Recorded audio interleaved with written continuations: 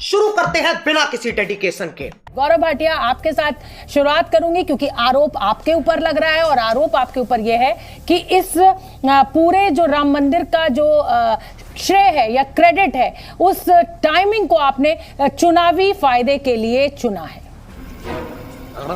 कि आज पूरा भारत गौरवान्वित है। हर नागरिक कह रहा है कि मोदी जी हैं तो मुमकिन है, और हम सब की छाती 56 इंच की हो गई है। अच्छा। पूरे विश्व के लिए एक उदाहरण है कि धैर्य अगर किसी से सीखना है तो हिंदू समाज से सीखिए, सहिष्णुता किसी से सीखनी है तो हिंदू समाज से। और दूसरी बात, की पूरी मस्जिद आपने ढहा दी, भी आस्था है, इस बहुसंख्यक समाज ने पूरी की पूरी मस्जिद ढहा दी और आप कह रहे हैं कि संयम है। ये फंस गया। सर्वोच्च न्यायालय से ऊपर तो कोई नहीं है ना शोभना जी। सबको पता है, सर्वोच्च न्यायालय को भी पता था कि क्या हुआ था विवादित ढांचे के साथ। मैं इस बहस में पढ़ना ही नहीं चाहती हूँ। मेरा सवाल आपसे ये है गौरव भाटिया कि अब मथुरा में गलत हुआ या काशी में गलत हुआ या राम मंदिर में गलत हुआ या बाबरी का ढहाना गलत है, ये मेरी बहस का मुद्दा नहीं है।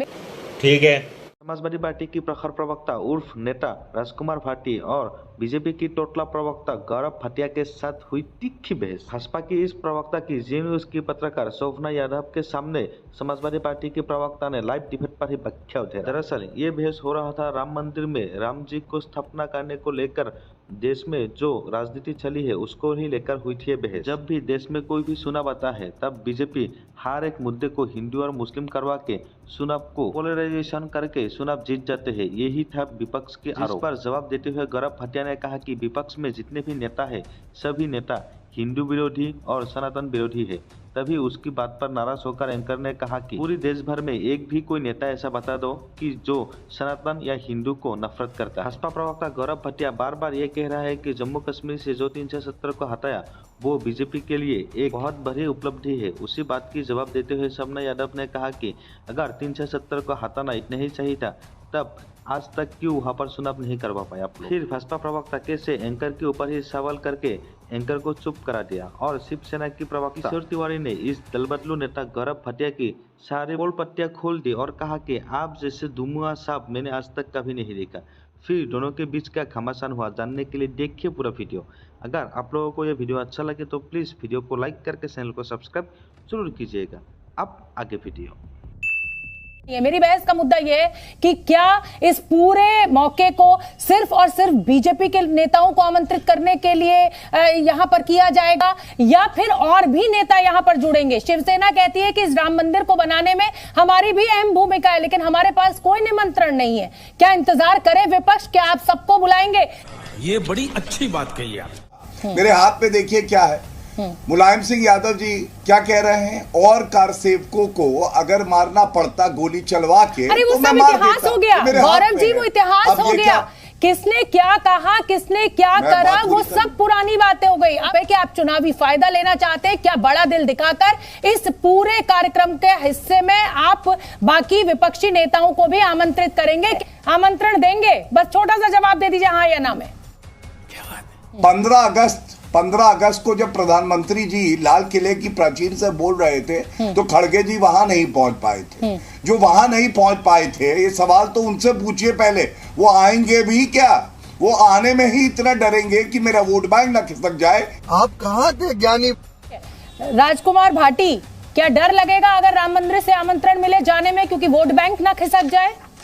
तो भारतीय जनता पार्टी की तो पूरी कोशिश होगी कि राम मंदिर को चुनाव का मुद्दा बनाए, इसमें कोई संदेह नहीं है। और वो केवल उनके पास एक यही मुद्दा भुनाने के लिए है, दूसरी तो कोई उपलब्धि है नहीं। बात तो सही है कि जो आज मर्यादा पुरुषोत्तम श्री राम के भक्त अपने आप को घोषित कर रहे हैं, क्या उन्होंने मर्यादा पुरुषोत्तम की मर्यादाओं का भी पालन किया है? प्राण जाए पर वचन न जाई, रघुकुल रीत सदा चली आई, प्राण जाए पर वचन न जाई। हमारे प्रधानमंत्री ने तो वादा किया था, कितने वादे किए थे, मैं उसमें जाऊंगा तो बहुत लंबा हो जाएगा। इस सज्जन को क्या तकलीफ है भाई? आपने पहली बात तो गौरव भाटिया से सवाल ही गलत किया कि आप निमंत्रण देंगे कि नहीं देंगे। गौरव भाटिया या भारतीय जनता पार्टी कौन होती है निमंत्रण देने वाली? ठीक है। क्या ये भारतीय जनता पार्टी का मंदिर है? क्या इसके आयोजक भारतीय जनता पार्टी है? सही पकड़े। इस देश में कभी भी राम मंदिर का कोई विरोध रहा ही नहीं। राम मंदिर निर्माण से किसी को आपत्ति नहीं थी, कोई विरोध नहीं रहा।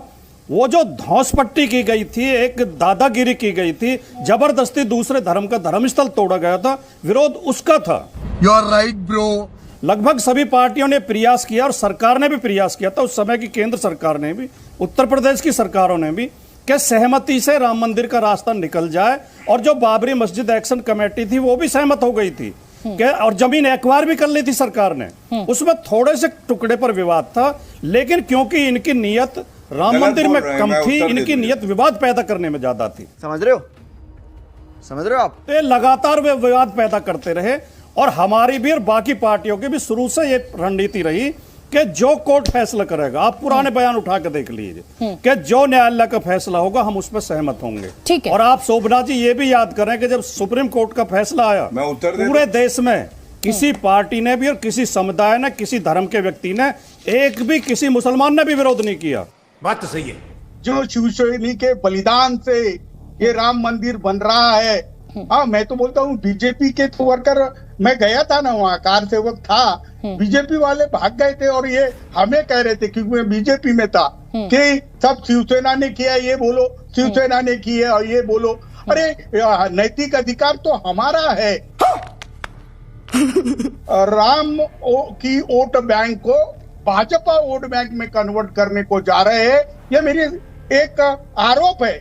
और बीजेपी को राम का भी इस वक्त सहारा नहीं मिलेगा, ये भी मेरा बोलना है। लेकिन वो इवेंट मैनेजर है, हर चीज का इवेंट करते हैं, इसका आपको बुरा क्यों लग रहा है? मुझे तो समझ में नहीं आया। ये भगवान क्या जुल्म है। शोभना जी, ये सुप्रीम कोर्ट के आदेश से बन रहा है, ये बीजेपी की सरकार नहीं बना रही है। और बीजेपी जिस प्रकार आप अपनी बात करते हैं, अभी तो आप कह रहे थे कि शिवसेना और बीजेपी के संघर्ष, शिवसेना ने बड़ा संघर्ष किया है राम मंदिर बनवाने में। अरे भाई, विवादित वो जमीन दोस्त करने के लिए, ठीक है, जमीन तो हमने बनाई, सुप्रीम कोर्ट के आदेश पे मंदिर बना। आप कुछ भी बोलो, ये नहीं सुनने वाला। और गौरव भाटिया जो उस वक्त कार सेवकों को बंदूक चलाने का नियंत्रण कर रहे थे, वो आज क्रेडिट ले रहे। क्यों गौरव भाटिया जी? मुझे मेरी ये, मैं आऊंगी, मैं पहले सारे सभी मेहमानों के पास जाऊंगी। प्यारी समझ गई। सोमनाथ मंदिर जब उसका इसी प्रकार से अनावरण हो रहा था, तो देश के प्रधानमंत्री को भी निमंत्रण गया था, देश के राष्ट्रपति को भी निमंत्रण गया था। प्रधानमंत्री तो खुद भी नहीं गए और राष्ट्रपति को भी नहीं जाने के लिए बार बार दबाव डाला गया, क्योंकि संविधान में ये लिखा हुआ है कि स्टेट हेड जो है वो किसी भी धर्म को प्रोपेगेट नहीं कर सकता। ये इसलिए ये वजह दी गई है। ये हुई ना बात। और तिवारी जी ने कहा कि राम मंदिर एक इवेंट है। राम मंदिर जो है कई 100 करोड़ जो हिंदू हैं उनकी आस्था का केंद्र है। अब मुस्कुरा रहे हैं, कुछ गम है जिसको छुपा रहे हैं। शोभना जी, मैं इतना ही कहूंगा, दुख की बात है, सही पकड़े हैं। बाला साहब ठाकरे जी श्रद्धेय थे, हैं और रहेंगे। और उनके बेटे जिनको आप कह रही थी शिवसेना पार्टी से हैं, तो मैं ये भी आपको बता दूं, ये शिवसेना से नहीं है, ये उद्धव सेना से हैं। एक नाथ शिंदे जी के पास ये शिवसेना है। अभी बता है भाई, अभी बता है। और ये फर्क क्यों है? देखिए, मैं हाथ में एक बयान बताता हूं, उद्धव ठाकरे, ये शिवसेना उद्धव ठाकरे गुट है। इस पे हमें बिल्कुल क्लियर है हम लोग। बोलिए, अपनी बात पूरी कीजिए। अरे ये देखो, अंतर कर गए। हाँ, इवेंट मैनेजर। अरे सुनिए किशोर जी, अरे वोट बैंक के लिए कर रहे हैं। देखिए, अरे आपको राम लला नहीं बचा पाएंगे। गौरव भाटिया जी, इनको शांत करा दीजिए या फेडर डाउन कर दीजिए। किशोर जी प्लीज, मेरी आपसे विनम्रता के साथ विनती, प्लीज। नहीं शोभना जी, तुम्हारे बोलने पर फेडर डाउन हो सकता है, लेकिन गौरव भाटिया मॉनिटर भी करते हैं, गलत बात है। शाबाश बेटा। ये लोग हिंदुत्व और हिंदू से, सनातन से नफरत करते हैं और इसीलिए इस तरह की इन लोगों को परेशानी हो रही है। जब भव्य राम मंदिर बन गया है और प्राण प्रतिष्ठा जो है वो राम मंदिर मैं यहाँ पर एक छोटा सा, देखिए, किसी भी हिंदू को ना सनातन से कोई दिक्कत नहीं है, मजा आएगा ना भिड़ो, और किसी को सनातन से नफरत नहीं है। ये चुनावी मुद्दा बनाकर आप इसका फायदा ले सकते हैं, लेकिन मैं यह गारंटी के साथ कह रही हूँ कि इस देश में जितने हिंदू हैं, किसी को सनातन से कोई दिक्कत नहीं है और किसी को अपना सनातन प्रेम या सनातन प्रूफ करने की जरूरत नहीं। भगवान राम काल्पनिक है, ये कहा गया था कि नहीं? तेरा तो गेम बजाना पड़ा। 10 सालों का काम बीजेपी के लिए कम पड़ गया है, विकास के मॉडल का काम कम पड़ गया है कि आपको अब ऐसा लग रहा है कि राम मंदिर सबसे बड़ा मुद्दा बने। आरोप का उत्तर लीजिए। अनुच्छेद 370 यही सारी पार्टियां कहती थी कि हटा नहीं सकते, हटा के दिखाओ। हटाया कि नहीं? रुको जरा, सबर करो। लेकिन गौरव भाटिया, बाहर निकल सकते अनुच्छेद हैं। 370 क्या ये बड़ी हटाने उपलब्धि के नहीं है? बाद फायदे नुकसान में आप चुनाव नहीं करा पा रहे हैं वहां पर। मैं तो तब कहती ना कि अनुच्छेद 370 हटाना एक सही फैसला साबित हुआ, आप चुनाव कराइए वहां पर। चुनाव क्यों नहीं हो रहा है, ये सवाल आपसे के पूछा साथ जा रहा भागने है। लगी शोभना जी। मरना तेरे को डर नहीं लगता? मैं गौरव भाटिया जी को एक बात बताता हूँ कि उनका नहीं, पूरे 120 करोड़ भारतीयों का ये आदर्श पुरुष है और राम श्रद्धा स्थान है। लेकिन राम मंदिर का जो मार्केटिंग आप कर रहे हो, हाँ, मुझे लगता है कि आपके विकास के दावे ऐसे खोखले हैं कि आपको ही भय लग रहा है पराजय का। ये झूठ है, झूठ है। क्यों महंगाई पे बोलते नहीं, क्यों बेरोजगारी पे बोलते नहीं? आपका विकास का मॉडल कहाँ दिख रहा है? सारी देश की अर्थव्यवस्था चरमरा गई है। उसके बाद अभी चुनाव हो जाने दीजिए, पता चल जाएगा। अरे भाई, चुनाव के पहले ही इतना चल रहा है। अभी आपका चंद्रयान का मार्केटिंग फेल हो गया। विकास की बात करेंगे, आपकी पार्टियों ने गाड़ी, लेकिन वसूली तो आपने करी थी। अपनी बोली। शोभना जी, आप बीच में नहीं बोलोगी। हाँ, मुझे मालूम है। मैं सुन रहे, आप दोनों इस समय विंडो में कटे हुए हैं, स्क्रीन पर आप दोनों हैं, आप दोनों की बातचीत चल रही है। मैं खुद ही सुन रही हूँ। यहाँ की जनता इमोशनल है, चूतिया नहीं। और जी, नोटी है तो क्या हुआ, बोलेंगे, मैं चुप रहता हूँ। देखो, मेरे को नोटी भी बोला। कैसा होता है कि गौरव भाटिया जी, अब जब आप इवेंट कर रहे हो, राम लला का सहारे चुनाव जीतना चाहते हो, तो खुल के क्यों नहीं बोलते? खुल के क्यों नहीं बोलते? कहाँ तुम्हारे आदर्श? ठीक, समझ रहे ना आप? भारतीय जनता पार्टी के लोगों के दिल इतने बड़े नहीं है, इन्हें छोटी छोटी बातों पे घटिया राजनीति करनी है, विपक्ष को गाली देनी है। आज भी वो आपके शो में भी गाली दे रहे हैं। मेरा गौरव भाटिया से और उनकी पार्टी से विनम्र निवेदन है कि आप हिंदुत्व के और सनातन के ठेकेदार न बने। ये इतने छोटा धर्म नहीं है कि आप जैसे लोग इसकी ठेकेदारी करेंगे। क्या बात है कि एक प्रत्याशी से जनता गिरेबान पकड़ के पूछेगी चुनाव में कि देश का कर्जा लगातार बढ़ता गया, 55 लाख करोड़ से 200 लाख करोड़ पे पहुंच गया, शीर्ष बैंकों में काला धन लगातार बढ़ता रहा, देश में बेरोजगारी लगातार बढ़ रही है, पूरे देश में आज गुजरात के ठग घूम रहे हैं और देश छोड़ छोड़ के भाग गए हैं।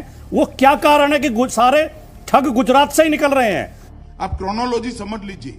अभी एक उत्तर प्रदेश में गिरफ्तार हुआ है, पहले एक जम्मू कश्मीर में गिरफ्तार हुआ है। लेकिन जितने ठग हैं ये जो भागे हैं और जो गिरफ्तार हो रहे हैं, अभी पीछे क्या हुआ जम्मू कश्मीर में, वो पटेल जो है, क्या नाम है उनका, वो प्रधानमंत्री आवास की चिट्ठी लेके, प्रधानमंत्री कार्यालय की, पीएमओ की कार्यालय की चिट्ठी लेके 5 स्टार होटलों में मौज कर रहे हैं। तो आपने देखा एशियन गेम्स हुए और जो इन्होंने खेलो इंडिया शुरू किया, सबसे ज्यादा बजट गुजरात को दिया खेलों के लिए, और पदक कितने आए?